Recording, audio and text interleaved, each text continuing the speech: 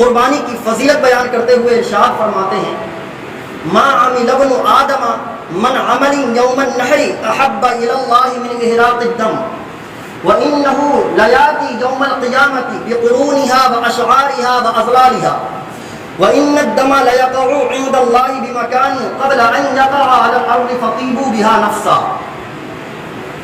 آقا کریم صلی اللہ علیہ وسلم کی حدیث پاک ہے کیا کہ قربانی کے دنوں میں اللہ رب العزت کے نزدیک ابن آدم کا کوئی بھی عمل قربانی سے زیادہ پسندیدہ نہیں ہے۔ قربانی کے جو یہ 3 دن ہیں، ان 3 دنوں میں اپنے جو اعمال صالحہ ہیں ان کی فضیلت اپنی جگہ، لیکن قربانی کی جو فضیلت ہے ان 3 دنوں میں اس سے افضل کوئی عبادت ہی نہیں ہے۔ آقا فرماتے ہیں، پھر فرماتے ہیں کہ بے شک قربانی کا جانور قیامت کے دن اپنے سینگ اور بال اور کھرن کے ساتھ حاضر ہوگا، قیامت کے دن آئے گا، یعنی وہ اس بندے مومن کے سواری کے کام آئے گا جو خلوص کے ساتھ، للہیت کے ساتھ اللہ کی رضا کے لیے قربانی کیا ہو، جس کی قربانی قابل قبول ہو گئی ہو، تو وہ سواری کا جانور بن کر کے آئے گا اور وہ پرسرات سے اس بندے مومن کو پار کر لے جائے گا۔ میرے محترم، پھر آقا کریم صلی اللہ علیہ وسلم ارشاد فرماتے ہیں وَإِنَّ الدَّمَ، اور بے شک قربانی کا خون زمین پر گرنے سے پہلے اللہ رب العزت کے یہاں مقام مقبولیت میں پہنچ جاتا ہے۔ سبحان اللہ۔ تو میرے محترم، اس حدیث نبویہ سے یہ بات بالکل واضح ہو گئی قربانی کی فضیلت کیا ہے۔ اس حدیث میں سب سے پہلی بات جو ہے وہ یہ ہے کہ ابن آدم کا کوئی بھی عمل اللہ کے نزدیک قربانی کے دنوں میں قربانی سے زیادہ پیارا نہیں ہے۔ اب یہاں پر سوچنے کا مقام ہے کہ وہ لوگ جو نام نہاد مسلم نما ملحد ہیں، جو اپنی عقل کے گھوڑے کو بے ساختہ دوڑاتے ہیں، ان کے لیے درس عبرت ہے یہ حدیث۔ ان کے لیے سوچنے کا مقام ہے جو لوگ یہ کہتے ہیں کہ قربانی کے دنوں میں قربانی سے بہتر یہ ہے کہ وہی مال جس سے ہم قربانی کرتے ہیں وہ مال، اس مال سے ہم غریبوں کی مدد کر دیں۔ جو لوگ یہ کہتے ہیں کہ ہم اس مال سے غریبوں کی شادی کر دیں، جو لوگ یہ کہتے ہیں کہ اس مال سے ہم فقیر کی مدد کر دیں، تو یاد رکھیں میرے محترم،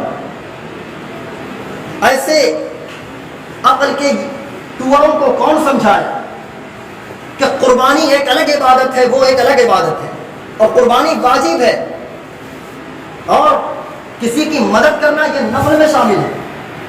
اگر کوئی دستاویز لکھنا چاہے اور وہ فارم کے بجائے نوٹوں پر لکھ دے اور کہے کہ فارم تو 2 روپے کی چیز ہے، 2-4 روپے کی چیز ہے فارم، اس سے بہتر ہے کہ ہم اس سے قیمتی چیز پر لکھ دیں، یعنی 2000 کے نوٹ پر ہم کیوں نہ فارم لکھ دیں، تو بتائیے دستاویز قابل قبول ہوگی؟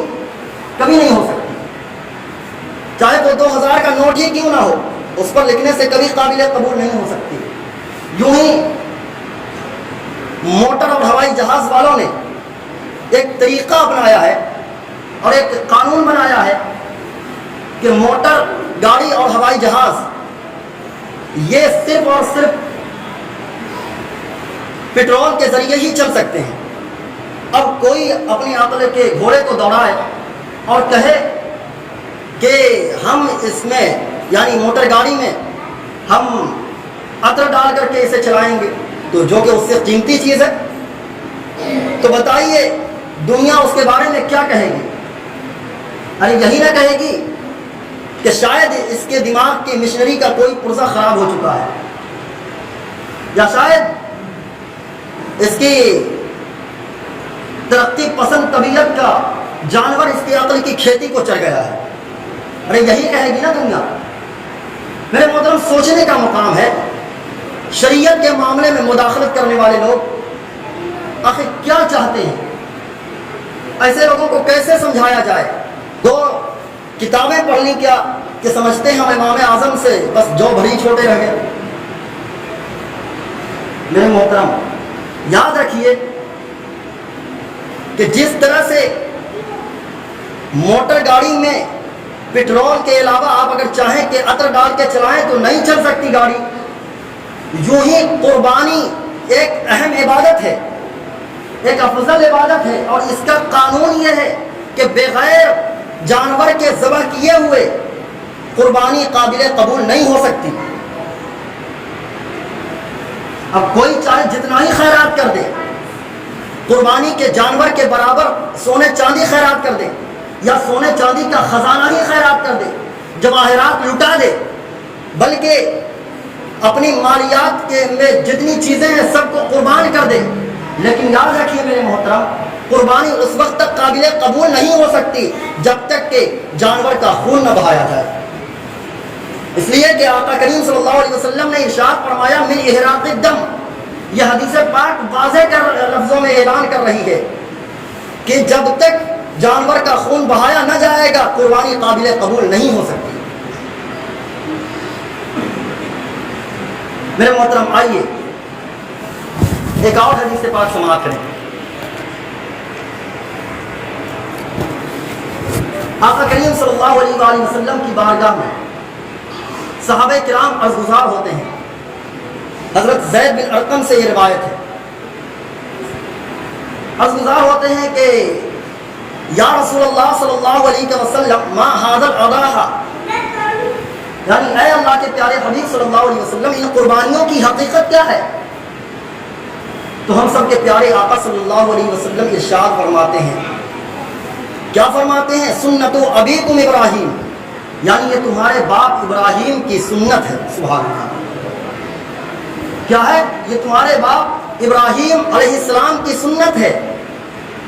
پھر صحابہ کرام رضوان اللہ تعالی علیہم اجمعین عرضگزار ہوتے ہیں پیارے آقا صلی اللہ علیہ وسلم یہ بھی تو بتا دیجئے فما لنا فیہا یا رسول اللہ، اے اللہ کے پیارے حبیب صلی اللہ علیہ وسلم اس میں ثواب کتنا ملے گا، ان قربانیوں کے کرنے میں ہمیں ثواب کتنا ملے گا؟ تو ہم سب کے پیارے آقا صلی اللہ علیہ وسلم ارشاد فرماتے ہیں بکل شعرۃ حسنہ، یعنی ہر ایک بال کے بدلے اللہ رب العزت ایک نیکی عطا فرمائے گا.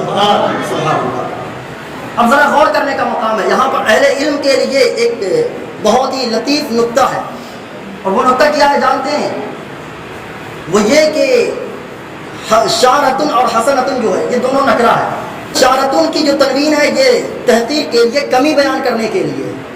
شعرۃ کہتے ہیں عربی میں بال کو، اور حسنۃ کہتے ہیں نیکی کو.